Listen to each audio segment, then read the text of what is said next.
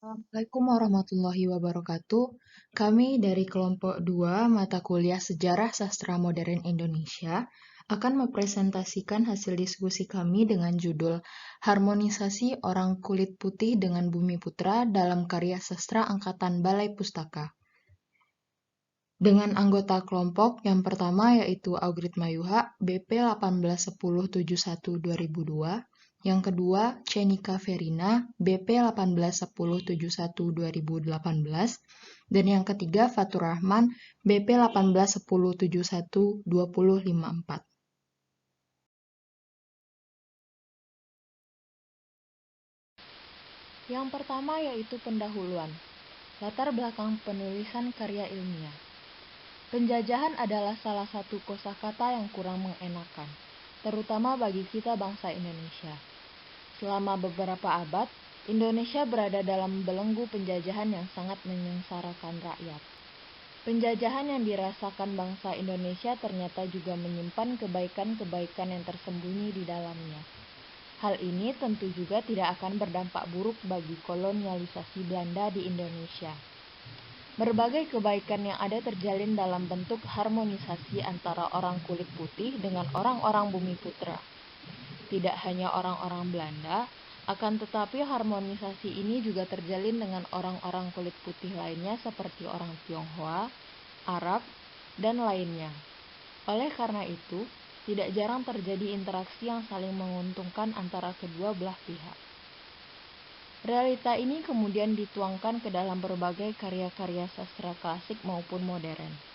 Hal ini menjadi pemicu bermunculan karya-karya sastra yang membahas bagaimana bentuk harmonisasi yang terjalin oleh orang kulit putih dengan orang bumi putra.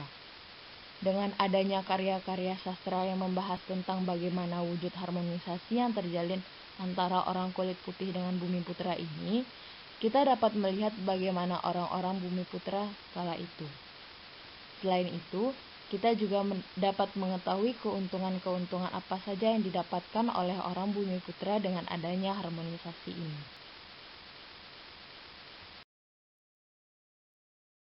Rumusan permasalahan dari karya ilmiah ini yaitu: yang pertama, apa saja bentuk hubungan harmonisasi antara orang kulit putih dengan bumi putra? Yang kedua, siapa saja orang kulit putih yang terlibat dan memiliki hubungan yang harmonis dengan orang-orang bumi putra? Dan yang ketiga, bagaimana keharmonisan orang kulit putih dengan orang-orang bumi putra dapat terjalin?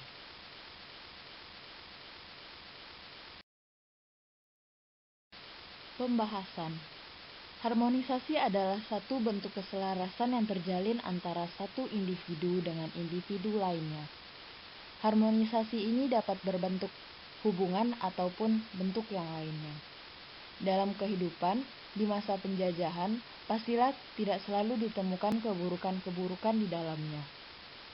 Barang sedikit, pasti ada kebaikan di dalamnya, seperti halnya sebuah harmonisasi yang terjalin antara orang-orang kulit putih dengan orang-orang bumi putra. Hubungan harmonisasi yang terjalin antara orang bumi putra dengan orang kulit putih ini dapat kita temui melalui berbagai sarana, yang salah satunya ada dalam bentuk karya sastra. Karya sastra merupakan sebuah tulisan-tulisan yang ditulis untuk mengekspresikan bagaimana pemikiran dari penulisnya, maupun bagaimana keadaan dari zaman di mana sang penulis tersebut tumbuh. Bentuk-bentuk harmonisasi yang terjalin antara orang kulit putih dengan orang bumi putra yaitu: yang pertama, sebuah karya sastra yang ditulis oleh Abdul Muiz yang diterbitkan pada tahun 1928 yang berjudul Salah Asuhan. Di dalam novel ini salah satunya menceritakan bagaimana kisah percintaan yang dialami oleh seorang laki-laki bumi putra yang bernama Hanafi dengan seorang perempuan yang berasal dari Belanda yang bernama Corrie Dubusse.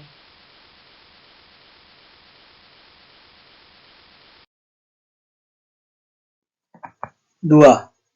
Karya sastra yang kedua yang juga menceritakan bagaimana keharmonisan hubungan antara orang kulit putih dengan orang bumi putra, yaitu novel yang berjudul Nyai Sumirah, karya Tio Jin Bun, yang mengambil setting kehidupan Indonesia pada tahun 1900-an. Novel Nyai Sumirah ini menceritakan bagaimana kedekatan hubungan yang terjalin antara pemuda Tionghoa dengan seorang gadis bumi putra. Si pemuda berusaha untuk memikat hati dari si gadis bumi putra. Pemuda Tionghoa ini bernama Biliang, dan gadis bumi putra ini bernama Sumira. 3. Novel selanjutnya yang juga menampilkan keharmonisan hubungan antara bumi putra dengan orang kulit putih yaitu novel karangan Buya Hamka yang berjudul Menunggu Beduk Berbunyi, yang berlatarkan masa penjajahan dan kemerdekaan. Di dalam novel ini diceritakan bagaimana seorang tokoh bumi putra yang bernama Tuan Sarif harus terpaksa bekerja menjadi pegawai Belanda demi tuntutan ekonomi dan kebutuhan keluarga. 4. Novel selanjutnya yang memperlihatkan harmonisasi bumi putra dengan orang kulit putih yaitu novel yang berjudul Student Hijau, yang ditulis oleh Mas Marco Kartodikromo. Student Hijau menceritakan tentang bagaimana seorang pemuda bumi putra yang bersekolah di negeri Belanda, karena disuruh oleh sang ayah agar keluarga mereka tidak lagi dipandang sebelah mata oleh kalangan priai lainnya.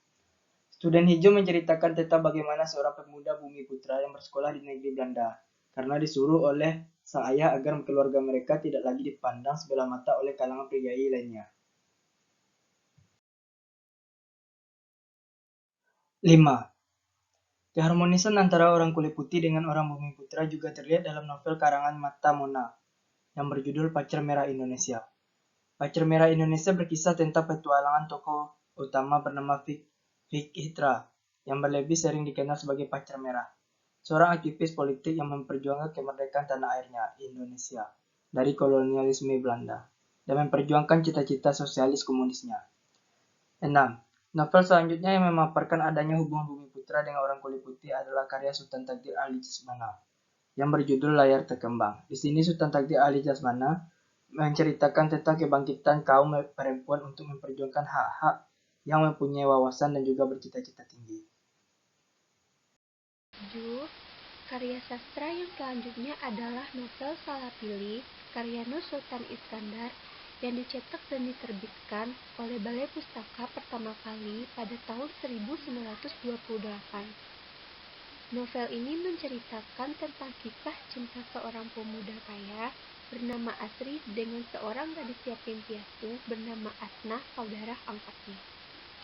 Cerita yang diangkat dalam novel tidak hanya mengangkat tentang kisah cinta Asnah dan Asri, tetapi dalam novel tersebut menceritakan tokoh Asri yang banyak melakukan mimikri dan hibriditas terhadap budaya barat. 8. Novel yang berjudul Memang Jodoh karya Marah Rusli yang juga menjadi karya terakhirnya. Novel Memang Jodoh berkisah tentang seorang tokoh bangsawan Padang yang hidup pada zaman kolonialis Belanda, yaitu Marah Hamli yang merupakan laki-laki terpandang di mata masyarakat. Ia telah menyelesaikan pendidikannya di sekolah raja yang berada di Bukit Tinggi selama 6 tahun. Sekolah yang didirikan Belanda untuk mendidik masyarakat bumi putra.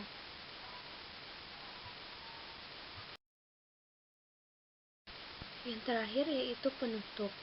Zaman penjajahan biasanya identik dengan yang namanya penindasan, perbudakan, dan semua hal-hal buruk yang dilakukan oleh bangsa penjajah terhadap orang bumi putra. Namun, tentu saja yang namanya manusia pasti memiliki sedikit banyaknya etikat baik dalam hati dan pikiran mereka, tidak terkecuali pada dalam diri para bangsa kulit putih yang datang ke wilayah Nusantara pada saat itu. Karya sastra menjadi satu jawaban akan bagaimana adanya hubungan baik antara orang kulit putih dengan orang bumi putra. Dapat dimengerti bahwa karya sastra bisa memberikan pandangan baru akan sejarah kolonialisme yang pernah ada di wilayah Nusantara. Walaupun perlu tetap diingat bahwa karya sastra muncul dari imajinasi penulis tentang kondisi yang terjadi saat itu. Harmonisasi dianggap sebagai suatu hal yang baik di masa penjajahan, khususnya di tengah-tengah buruknya situasi kala itu, keadaan kita sedang terjajah. Harmonisasi inilah yang menjadi jembatan hubungan antara orang kulit putih dan orang bumi putra. Ada banyak contoh hubungan harmonisasi orang kulit putih dan orang bumi putra yang dapat ditemukan dalam karya-karya sastra, misalnya saja dalam karya Abdul Muiz yang diterbitkan pada tahun 1928 yang berjudul Salah Asuhan. Serta ada banyak lagi karya sastra yang memperlihatkan bagaimana hubungan harmonisasi antara orang kulit putih dengan orang bumi putra. Di antaranya karya sastra yang berjudul Nyai Somirah, Hikayat Kadirun, Menunggu Beduk Berbunyi, Student Hijau, Pacar Merah Indonesia, dan karya sastra lainnya. Sekian presentasi dari kelompok 2. Terima kasih.